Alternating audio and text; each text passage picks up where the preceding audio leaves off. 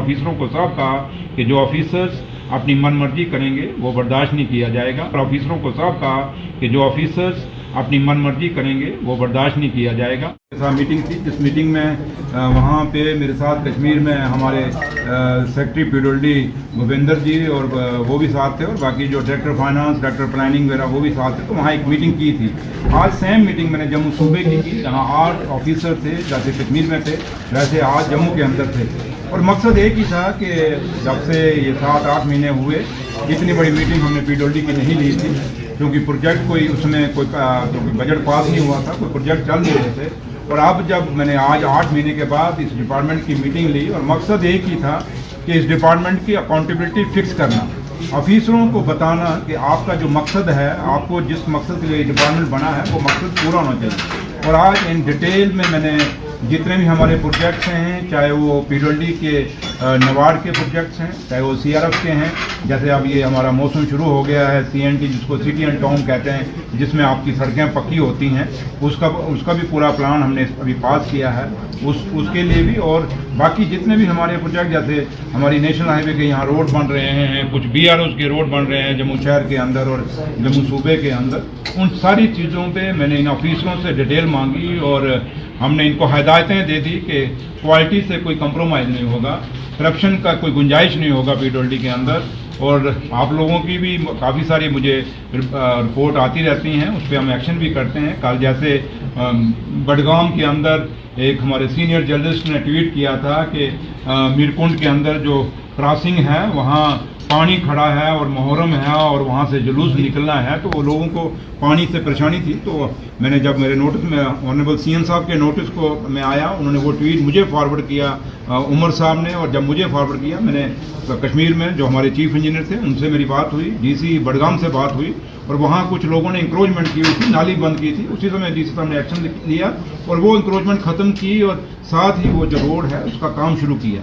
इसलिए मैं ये मकसद आपको बताने का एक ही था इस इशू का कि ये बडगाम का, कि आप लोग भी जहाँ भी आप समझते हैं जेन्युइन, कहीं तो होते हैं ऐसे ही करते हैं, बट आप जहाँ, क्योंकि आपको भी जिम्मेवारी से ये, क्योंकि हर जगह नहीं न्यूज़ बनी, आप जहाँ समझते हैं कि यहाँ गलती है और आपके एक ट्वीट से, आपकी एक खबर से सोसाइटी को फायदा हो सकता है, आप वो मेरे नोटिस में लाएं, उसको उजागर भी करें, बट उजागर इन प्रॉपर सेंस में करें। हम पहले उठते ही ना करें कि भाई किसी पे इल्ज़ाम लगा लें। हमें, क्योंकि अब 8 महीने की सरकार है और हमारी कोशिश है कि आपके मीडिया के सहयोग से, और जो लोग ब्लॉग चलाते हैं, जो हमारे जो बच्चे, जो नौजवान जो आज सोसाइटी के अंदर सोशल मीडिया पे हैं, वो जो चीज़ें हमारे नोटिस में लाते हैं उस पर हम एक्शन करते हैं। पीछे एक डोडा में एक छोटा सा बच्चा था, उसने माइक पकड़ के बड़ा प्यारा उसने बोला कि हमारी इतनी पुरानी सड़क, और मैंने किसी ने मुझे वीडियो भेजी और मैंने आज इस मीटिंग में वो डिस्कस किया, और मैं भगवान ने चाहा तो वहाँ बहुत जल्दी हम पुल का भी प्रपोज कर रहे हैं, क्योंकि ऑलरेडी चिनाब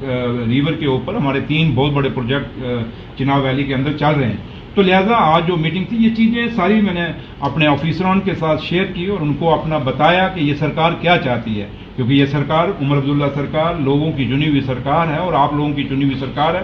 और हमारी यही कोशिश रहेगी कि जिस मकसद से आप लोगों ने हमें चुना है, वोट कहाँ गए कहाँ नहीं गए, बट सरकार लोगों की चुनी हुई सरकार है।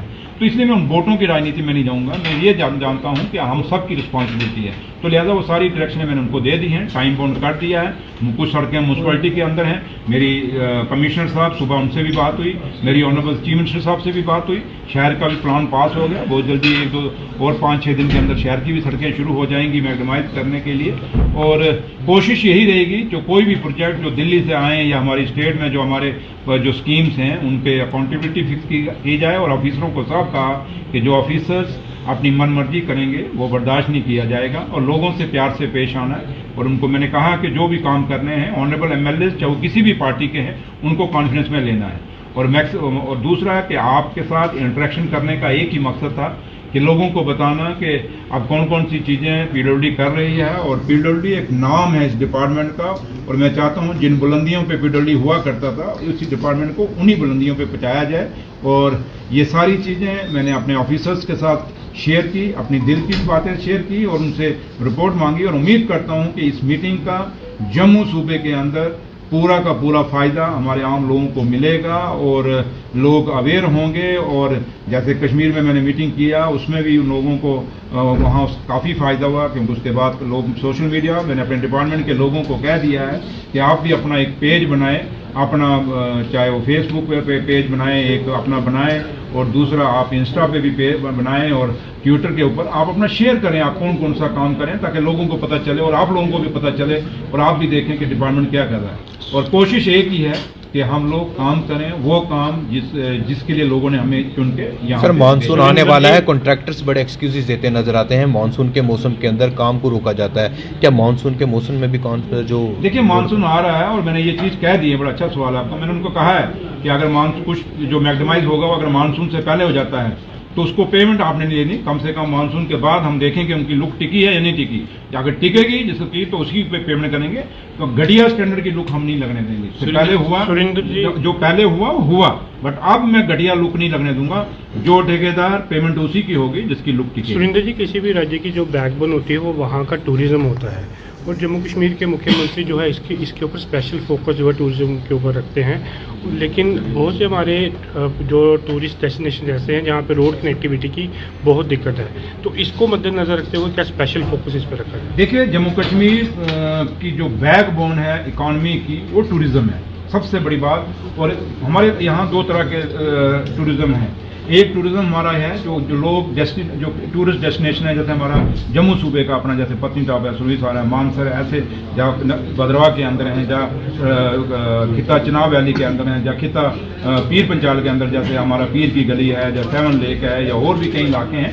ऐसे कई चीज़ें जगह हैं जिसको हमने टूरिस्ट के लिहाज से डेवलप किया है हमने, और आगे कर भी रहे हैं। दूसरा टूरिज्म है हमारा रिलीजियस टूरिज्म, जैसे बाबा अमरनाथ का हमारा है, बुढ़ा अमरनाथ है, माता वैष्णो देवी, और हमारे छोटे और भी कई मंदिर हैं, बाबा भागे वाली माता हैं, और हमारा और मतलब काफ़ी सारे शादरा शरीफ हैं। कश्मीर में कितनी जियारतें हैं। और उसके बाद हमारे छठी पातशाही के गुरुद्वारा साहब हैं पीर पंचाल के अंदर, जैसे पीर पंचाल में एक तो बाबा गुलाम शाह बादशाह की वहाँ हमारी जियारत डिस्ट्रिक्ट जोरी के अंदर है, और दूसरा छठे पातशाह झंगड़ से, मेरे अपनी जिस कॉन्स्टिट्यूंसी से मैं हूँ वहाँ से निकल के फिर बाया रजौरी, फिर रास और ऐनाबाड़ी गए थे। तो इसलिए यहाँ एक रिलीजियस टूरिज्म भी है और एक बॉर्डर टूरिज्म भी है, और जम्मू कश्मीर की बैकबोन यही चीज़ें हैं। तो इसलिए हमारी हमेशा यही कोशिश रहेगी कि जितना भी हम इन चीज़ों को कनेक्टिविटी दें, जितनी भी सड़कें हम बनाएं और एक सड़कों का जाल बुनें, उससे जिससे हमारे लोगों को फ़ायदा हो।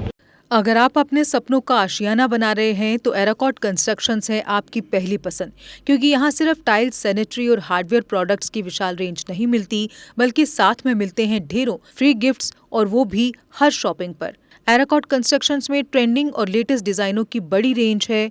एराकॉट कंस्ट्रक्शंस फिर ला रहा है अपने कस्टमर्स के लिए साल का सबसे बड़ा मौका। शॉपिंग करो और बन जाओ लकी विनर, क्योंकि इस बार इनाम सिर्फ ऑफर नहीं, एक जश्न है। और यही नहीं, इस बार आपको बिल्कुल नई Alto car, scooties, 10 smart mobile phone सहित अन्य शानदार इनाम जीतने का मौका भी मिल रहा है। तो देर किस बात की, आज ही आए एराकॉट कंस्ट्रक्शंस, जहां घर का सपना भी पूरा होता है और शॉपिंग बनती है फायदेमंद। जम्मू कश्मीर की खबरों के लिए जुड़े रहिए GK अपडेट के साथ।